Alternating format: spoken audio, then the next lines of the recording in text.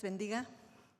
Agradecemos a Dios por este momento que nos da, este privilegio que nos da de estar juntos en armonía, aprendiendo de su palabra. Los que están allá en transmisión también, sean bendecidos. Y en esta mañana, en esta noche, tarde, agradecemos a Dios por esto. Y bueno, antes de empezar, vamos a leer Ezequiel, capítulo 20. Solamente vamos a leer el verso 41.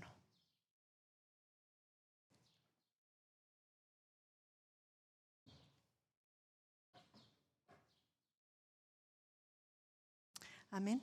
Dice así: como incienso agradable os aceptaré, cuando os haya sacado de entre los pueblos y os haya congregado de entre la tierra en que estáis esparcidos, y seré santificado en vosotros a los ojos de las naciones. Bueno, yo creo que hemos estado meditando Ezequiel y estamos viendo que Dios, estamos conociendo cómo es nuestro Dios, ¿verdad? Es un Dios que, bueno, en el verso 20 viene diciendo que si ha estado cumpliendo es por su palabra, porque Él levantó su mano y dio su palabra. Entonces dice que por eso Él está cumpliendo. Y primeramente dice que al pueblo de Israel les dijo que los iba a meter a la tierra prometida, a una tierra que fluye leche y miel. Y dice que, pero dijo que si no obedecían, no los iba a introducir. Entonces dice que no lo hizo. Y bueno, Hebreos nos dice que se quedaron postrados en el desierto por desobedientes, ¿verdad? Pero bueno, Dios en su misericordia deja que los de 20 años para abajo entraran en la tierra prometida. Pero esto lo hace Dios, ¿por qué? Porque había levantado su mano y había hecho una promesa a los antepasados. Y bueno, también ellos les da leyes y les dice esto y esto no van a hacer. Igual que los padres.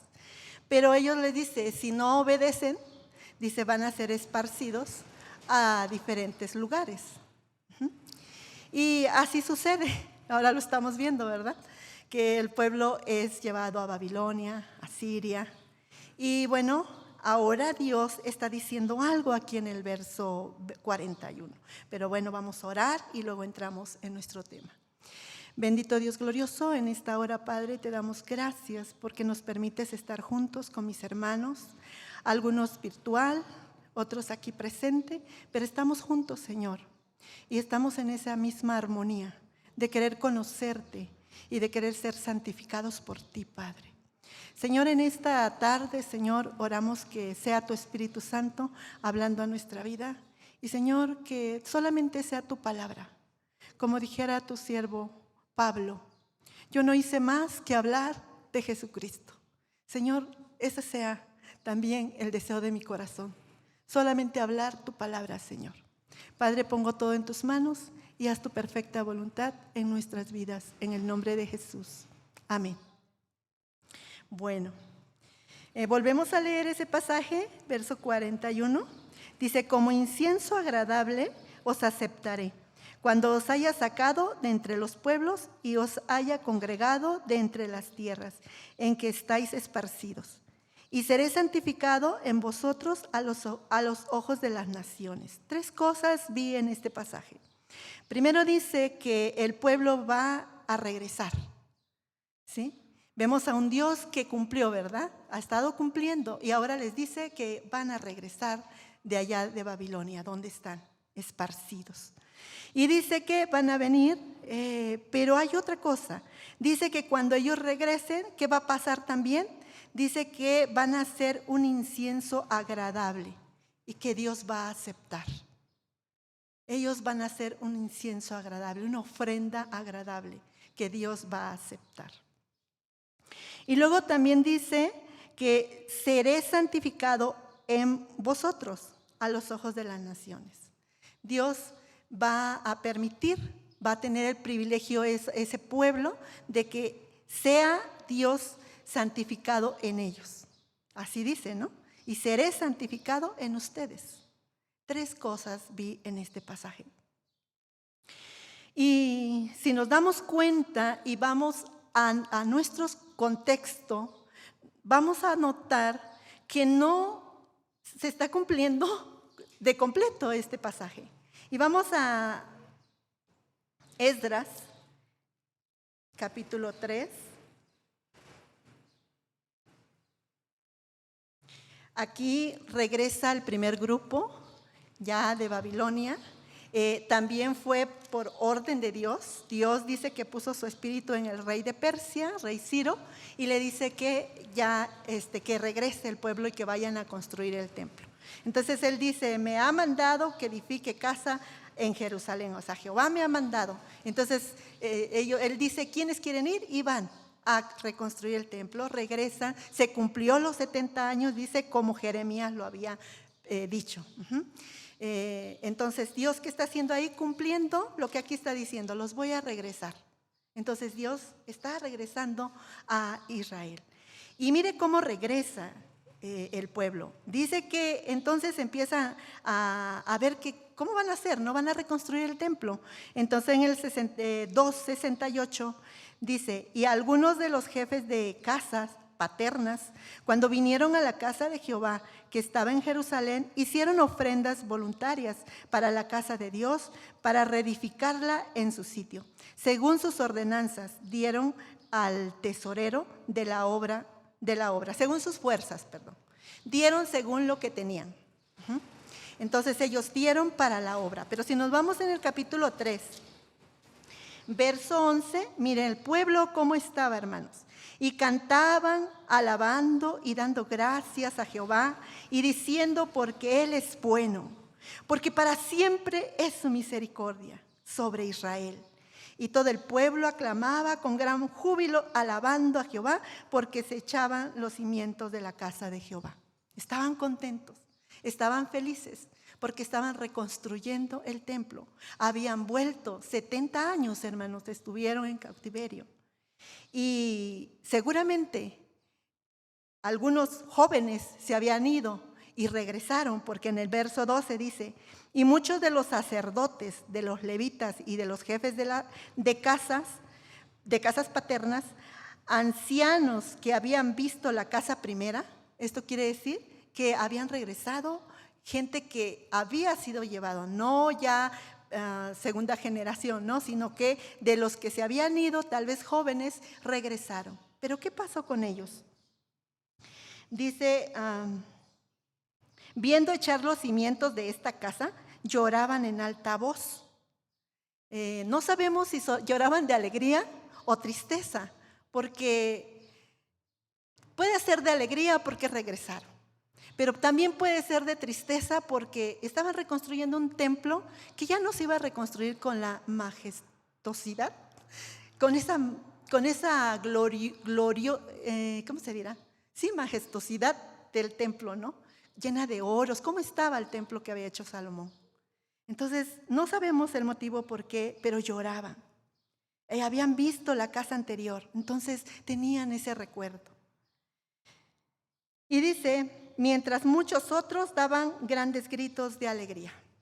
Así regresó el pueblo de Babilonia, contentos, alegres, felices, porque habían regresado. Dios había cumplido. 70 años van a estar en Babilonia. Cumpliéndose los 70 años, Dios pone el espíritu en Ciro, el rey Ciro, y hace que regrese parte del pueblo. Pero ¿qué sucede, hermanos? Después que regresan, vienen adversarios que no dejan que reconstruyan el templo y hay esa oposición. Entonces, ¿sabe lo que hace el pueblo? Deja de reconstruir el templo y se centra en sus casas, en sus cosas personales y dejan de reconstruir el templo. ¿Y cuál era la orden de Dios? Vayan y reconstruyan el templo. No porque Dios quisiera un templo, ¿verdad que no? Sino porque Dios, ¿qué quería? Tener una relación con su pueblo. Eso era lo que quería. Pero vemos que el pueblo, nuevamente, es muy fácil, se acaba la alegría, el gozo. ¿Por qué? Porque llegaron los adversarios, llegaron los enemigos a oponerse. No es lo mismo que muchas veces sucede en nosotros. Estamos contentos, gozosos, porque Dios hace maravillas en nuestra vida, de alguna o de otra manera.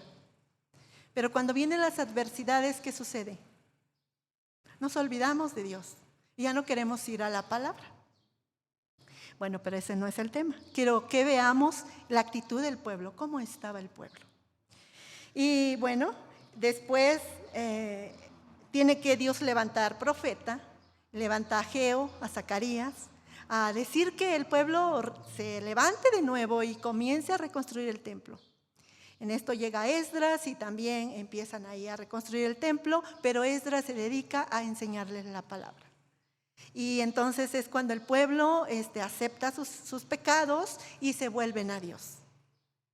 Esdras y Nehemías tuvieron ese trabajo de estar cuidando la vida espiritual del pueblo. Y este fue el pueblo que regresó, hermanos, de Babilonia.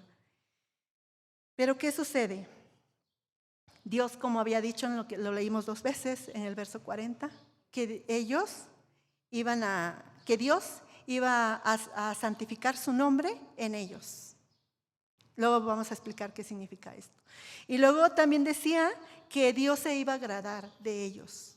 Iban a ser como una ofrenda, decía, ¿no?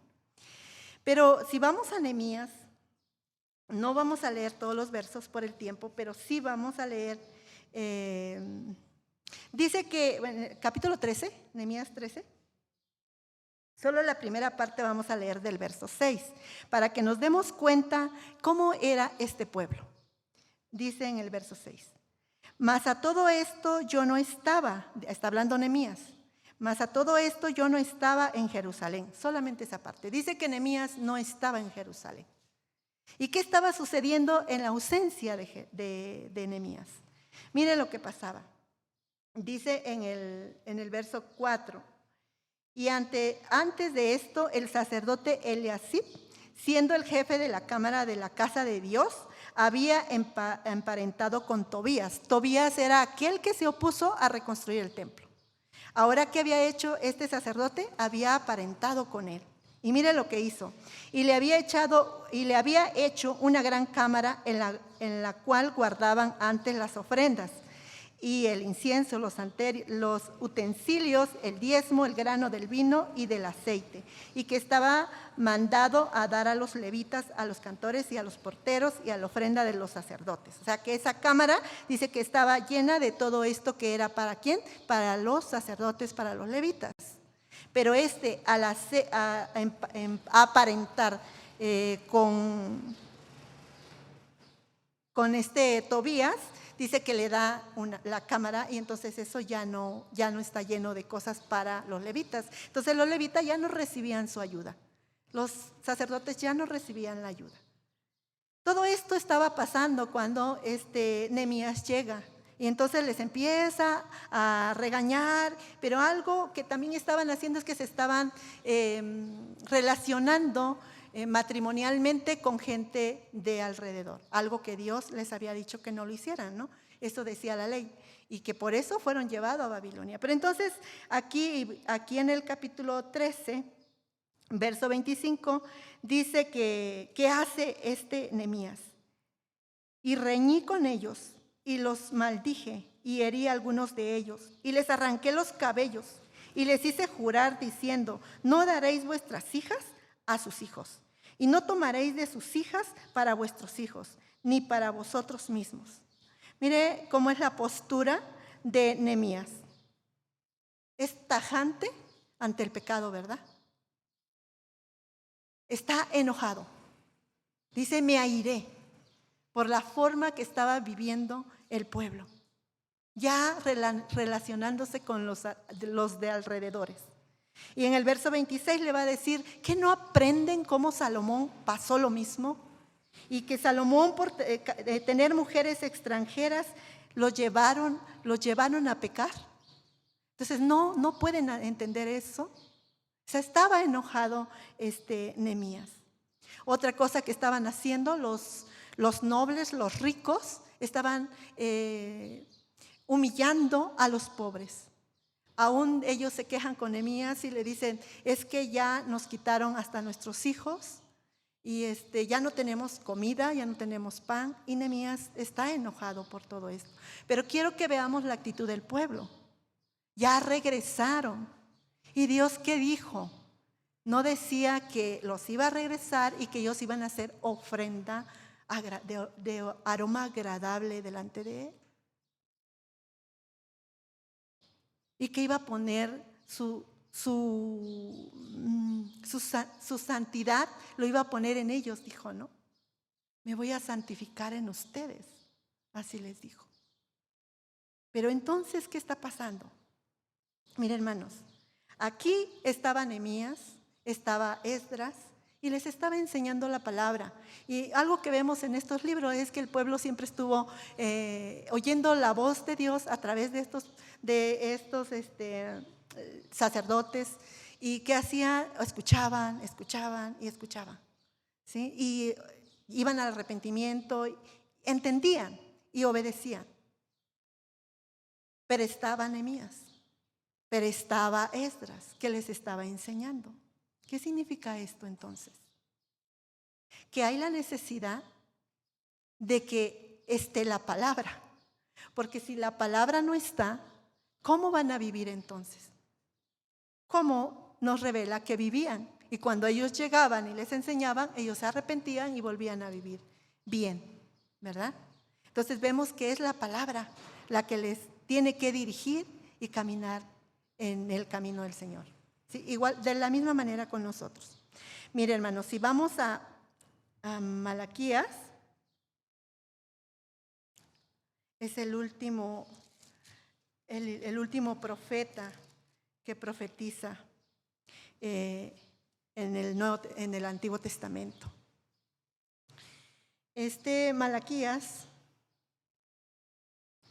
está profetizando al pueblo que ya regresó de cautiverio. Ya están viviendo aquí en Jerusalén. Pero mire cómo viven, hermanos. Dice el verso 1:6. El hijo honra al padre y el siervo a su señor. Si pues yo soy padre, ¿dónde está mi honra? Y si soy señor, ¿dónde está mi temor? Dice Jehová de los ejércitos a vosotros.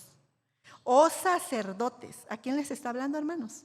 A los sacerdotes. Oh sacerdotes, que menospreciáis mi nombre y decís, ¿en qué hemos menospreciado tu nombre? Bueno, Dios le va a decir en qué. Pero bueno, en el verso 13 dice, habéis además dicho, oh, qué fastidio es esto, y me despreciáis, dice Jehová de los ejércitos. Menospreciaban a Dios y decían, qué fastidio es esto, qué fastidio es servir a Jehová. ¿Quiénes decían estos? Los sacerdotes, los que estaban al servicio de Dios, según los que ya habían regresado. Pero Dios dice, ¿qué dice? Van a hacer ofrenda. Van a hacer ofrenda agradable y los voy a aceptar. Pero aquí vemos que no pasa eso. Entonces, lo único que sí podemos ver es que Dios los regresó. Ahora, hermanos, vamos a Amós. Tomé este verso porque este verso, Jacobo lo menciona y lo menciona muy bonito. Amós. Lo explica, es 9. Perdón. Sí, 9. Capítulo 9. Verso 11.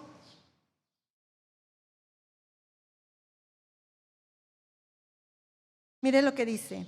En aquel día yo levantaré el tabernáculo caído de David y cerraré sus portillos y levantaré sus ruinas y lo edificaré como en el tiempo pasado.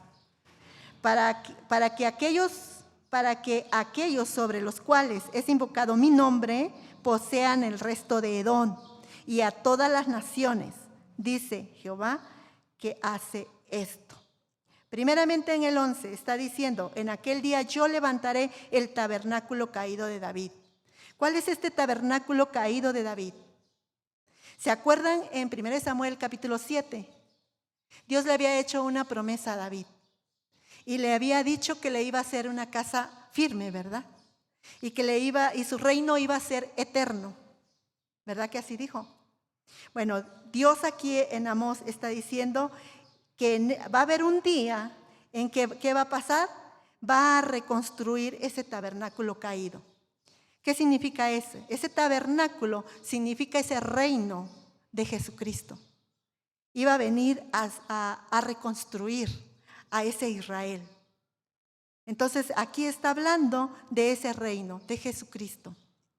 ¿Y qué va a pasar? Dice, para que aquellos, en el verso 12, para que aquellos sobre los cuales es invocado mi nombre poseen el resto de Edom. Y a todas las naciones, dice Jehová, que hace esto. Y esto lo confiesa Jacobo en el libro de Hechos. Cuando están en el concilio, Hechos capítulo 15.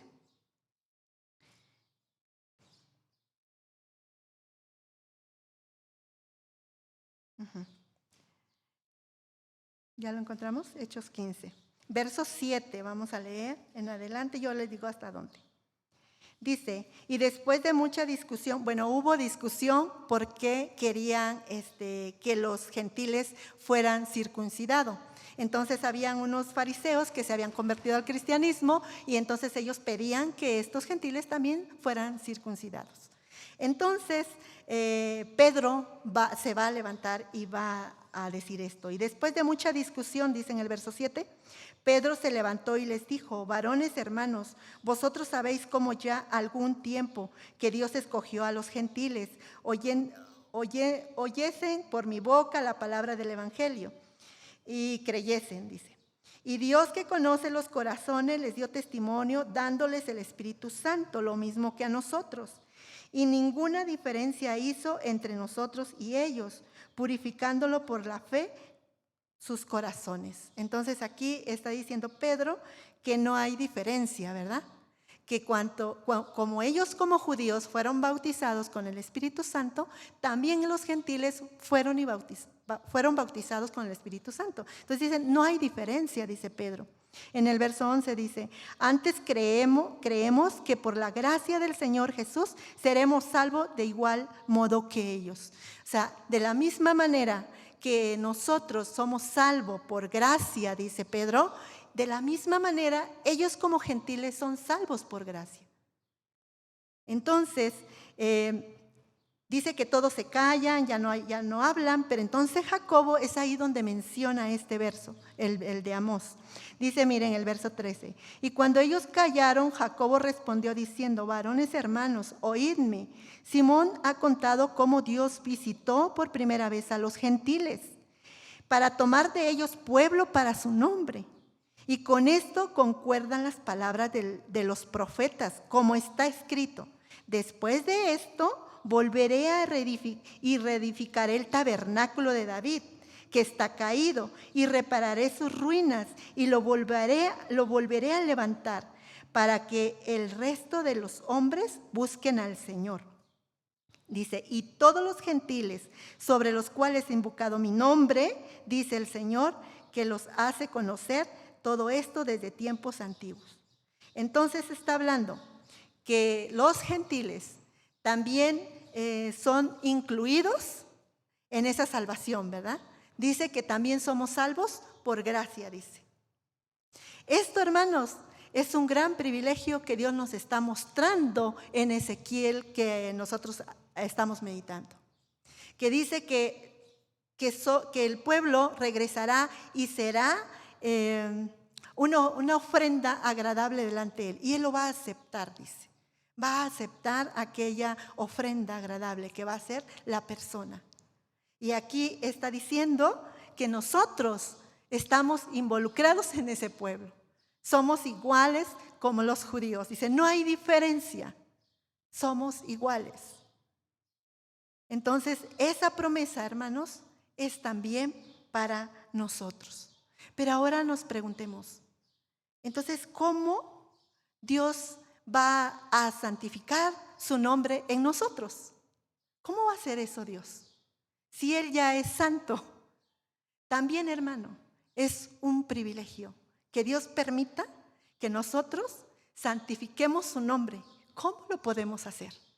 Mire, si vamos a Hebreos 12, vamos a Hebreos 12 y recordemos Juan. Recordemos también Juan, capítulo 17, donde dice que cuando está orando Jesús y dice, santifícalos en tu verdad. Tu palabra es verdad. Entonces, ¿a través de qué Dios nos santifica? A través de su palabra. Hice mención de Esdras y Nehemías, que cuando ellos estaban atentos a la palabra. Se arrepentían cuando ellos les hablaban, estos están haciendo mal, y ellos se arrepentían. Hermanos, pero ¿cuán importante es la palabra? ¿Por qué? ¿Qué hace la palabra? Nos santifica. Nos enseña la voluntad de Dios, y entonces cuando nosotros somos santificados. Y leemos Hebreos capítulo 12. Dice, porque la palabra de Dios es viva y eficaz, y más cortante que toda espada de dos filos, y penetra hasta partir el alma y el espíritu, las coyunturas y los tuétanos, y discierne los pensamientos y las intenciones del corazón. ¿Cómo es la palabra? Es viva. Es viva la palabra. Y esa palabra que hace, discierne los pensamientos. Entonces, a través de la palabra, ¿qué está haciendo Dios? Nos está transformando. Nos está llevando en una forma de vida que podamos ser gloria para Dios, que podamos ser santos para Dios, seamos santificados en Dios. ¿A través de qué? A través de la obediencia. Mire, hermanos, vamos a Romanos capítulo 6 y ahí vamos a terminar.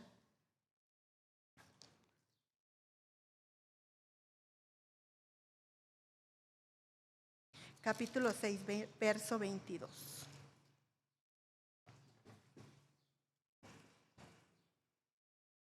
Mire cuál es la finalidad de esa santificación.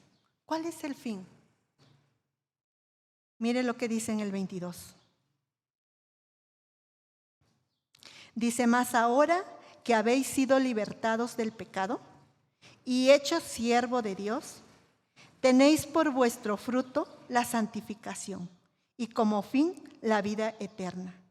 Dice que ahora hemos sido libertados del pecado, dice, ¿verdad? Ya no somos pecadores, ya Dios nos libertó del pecado. Pero ¿qué pasamos a ser?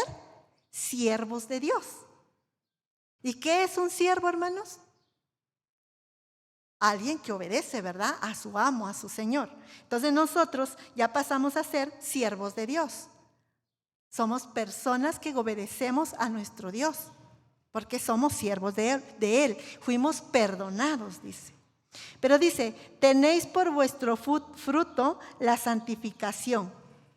Entonces, nosotros, hermanos, viviendo a través, por eso decía la palabra, cuán importante es, viviendo en obediencia a esa palabra, nosotros caminamos dando ese fruto. Y al dar ese fruto, ¿qué pasa? Somos santificados. Y el privilegio tan hermoso es que Dios mora en nosotros y es por eso que somos santificados. No por nosotros mismos. No por nuestras fuerzas, no por nuestras obras, no. Somos santificados porque Él mora en nosotros. ¿Y cómo mora en nosotros? A través de la palabra. Y la finalidad, aquí mismo lo está diciendo, y como fin, ¿qué es? La vida eterna. O sea, no es nada más que vamos a la palabra, vamos a buscar quién es Dios. Bueno, Señor, gracias porque eres así, porque me has salvado. Y bueno, y luego encontramos enseñanza y bueno, vamos y aplicamos. Y bueno, ya ahí se quedó todo. No, hay una finalidad. Dice, como fin de esa obediencia obtienen la vida eterna. Esto es algo hermoso que está diciendo Dios. Pero Él dice que nosotros somos santificados, ¿no? Dice, somos siervos. Bueno, más ahora que habéis sido libertados del pecado, o sea, ya no somos del mundo, somos libertados, fuimos libres. Ahora somos hechos siervos. Ahora dice, tenéis por vuestro fruto la santificación. Somos santificados a través de esa obediencia. ¿Pero a través de qué? A través de la palabra, hermanos. Cuestionémonos, ¿cómo somos nosotros? El pueblo había regresado, había recibido la promesa de Dios de regresar del cautiverio. Y regresaron. ¿Pero obedecieron a Dios? No. Ni aún en el tiempo de Jesús los judíos no obedecían a Dios. Porque mismo Jesús enseñó y dijo, oigan todo lo que les enseña, pero no hagan como ellos hacen. Entonces, ¿qué es lo que Dios está pidiendo? Que nosotros seamos santos, que nos santifiquemos. ¿Cómo? A través de la palabra. La palabra nos enseña cómo tenemos que obedecer. Y de esa manera, Dios se santifica en nosotros. Es un privilegio, hermanos. Es un privilegio. Que Dios, ¿cómo se santifica? Él ya es santo, pero ¿cómo se santifica, hermanos? Aquí mismo en Ezequiel lo repite muchas veces. Ante los ojos de aquellos que nos rodean. Que vean la diferencia. Que no somos como los demás. Que marcamos nuestra línea. Nosotros somos cristianos y nosotros somos diferentes. Nosotros no andamos como la corriente, ¿verdad? Marcamos la diferencia como hijos de Dios. Como santificados por Dios. Dios nos santifica, pero tenemos que marcar la diferencia. Y ya les dije, ¿cómo? A través de la palabra. O nos vamos a encontrar como los de Malaquías, los sacerdotes, que decían, es fastidioso servir a Jehová. ¿Cómo podríamos decir nosotros? Esa iglesia centro discipular solamente piensa en meditar la palabra. Todos los que pasan aquí siempre dicen mediten la palabra. Es fastidioso. Hermanos, es un privilegio que Dios en su infinita misericordia nos permita tener comunión a través de la palabra y podamos ser santificados a través de esa palabra. Que dice que esa palabra es viva y que escudriña hasta lo más profundo de nosotros. Y así somos santificados. Entonces yo los dejo con este pensamiento, hermanos. Que sea Dios llevando a cabo su obra en cada uno de nosotros. Que sea Dios santificando nuestra vida a través de su palabra. Cuando vayamos a la palabra, nos presentemos con esa confianza que es Él que nos está hablando. Y los dejo con esto, hermanos. Vamos a orar. Bendito Dios glorioso, en esta tarde, Señor, te damos gracias por esta palabra. Señor mi Dios, perdónanos, Padre, porque si en algún momento hemos menospreciado tu mesa y hemos dicho que es un fastidio, o hemos dicho, Señor, que lo que tú nos mandas no lo podemos hacer y lo hacemos por obligación. Perdónanos, Padre, y ayúdanos, Señor, a caminar en esa verdad tuya. Tu palabra es verdad y tu palabra nos santifica, dice Juan. Mismo Jesús dijo, pidiendo al Padre que tú nos santificaras a través de tu palabra. Señor, gracias te doy porque tú eres bueno y te revelas a través de esta palabra, Señor. Nos da la confianza, Señor, que tú estás con nosotros y que la palabra que meditamos, Señor, viene de ti. Y es un privilegio, Señor, que nos hayas contado con este pueblo y que ahora nos hayas injertado, como dice Pablo, y que ahora, Señor mi Dios, podamos ser esa aroma agradable delante de ti. Y podamos, Señor, santificar tu nombre con nuestra forma de vida, Padre, con nuestro comportamiento ante los demás. Que tú seas glorificado y seas exaltado a través de nuestra vida, Padre eterno. Señor, nos ponemos en tus manos y rogamos, Padre, que no seamos como ese pueblo, sino seamos como un pueblo obediente, donde tú ya pusiste tu Espíritu Santo, donde el Espíritu Santo nos ayuda para vivir esa gracia tuya. Bendecimos tu nombre, poderoso Dios. Bendecimos a los hermanos que están aquí, aquellos que están en la transmisión. Los bendecimos con tu palabra. Señor, gracias te damos. Muchas gracias, poderoso Señor. Amén. Dios les bendiga, hermanos.